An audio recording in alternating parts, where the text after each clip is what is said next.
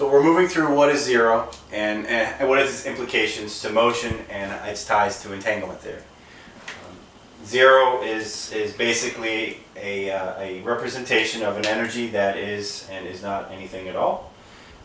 It is a base unit energy that reality, in my contention, is derived from. And we're going to put zero into motion. Now, to understand this, you have to do a little mental exercise for yourself.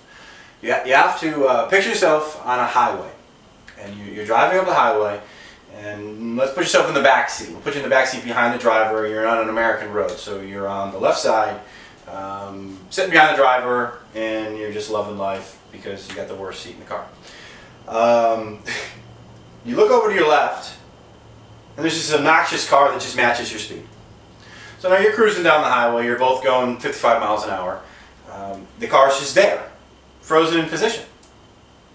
Now if you took a magic eraser and you erased the background that you can see, you erased the wheels that were spinning, you erased all the energy coming to you and all the energy behind you, and basically took the car and laid it out all the way to a speed chart. We'll call 55 miles an hour. It's going downwards. You're traveling at this speed right here, 55 miles an hour. So that means in the negative, you were also traveling away from an object at 55 miles an hour. Now if you took everything that was a perceptive motion, that was not vibrating at or moving away or from you at 55 miles per hour, and you were to look at that door to your left, just look at that car door to your left, and that car, try not to pay attention to the creepy person that was stopped next to you, driving next to you, just look at the car door. Nothing else. There's nothing else vibrating or moving around you. There is no way to tell if motion is occurring. None of them goes, oh my God, I get in my car, I drive, I go to work, I go to vacation, I can see that I am standing in a different position. We're not talking about motion of a relative sense. We know it's occurring. I can be in California one day, or I can be in Florida the next day, or New York the next day, and there's a geographical position, and you can sense your body's in a different position in time. We're talking about the abstract side of motion.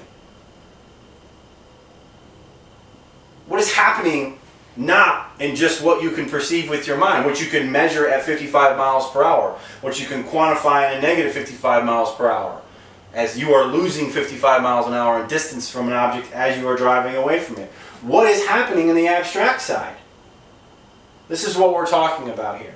This is the action of zero moving away from itself.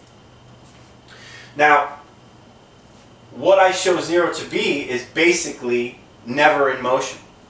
It is in motion. There is an expansion in reality. There is a contraction in reality. There are things occurring that are happening, but zero is just representing each purpose of occurrence. It represents and gives order to all the polar energy for that purpose of occurrence. So where this may be our car, oh God, I'm going to have to drive a car here. I can't drive a car for nothing. Driving this way at 55 miles an hour, it's zero energy, and all this trail of polar energy that's coming off of it is just duplicating and moving itself out of a position of truth.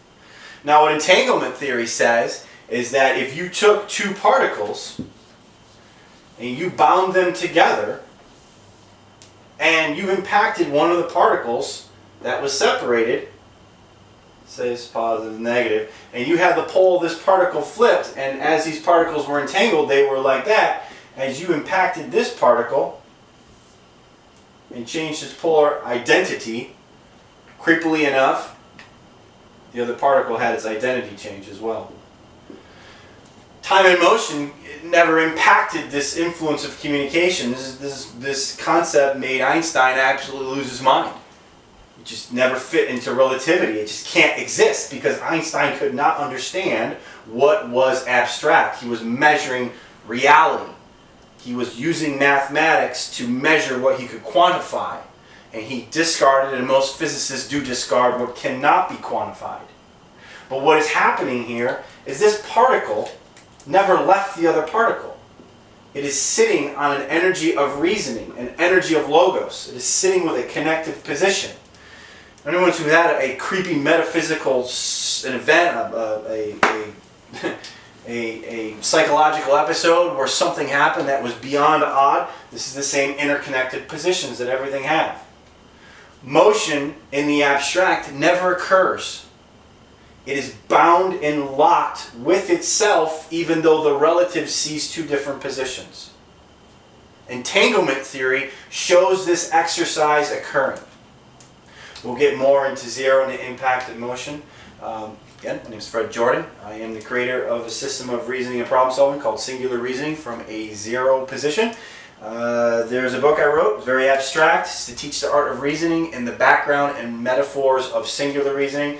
Characters, all this other fun stuff. It's to help the mind evolve where literary reading fails us. Have a good day, and thank you for your time.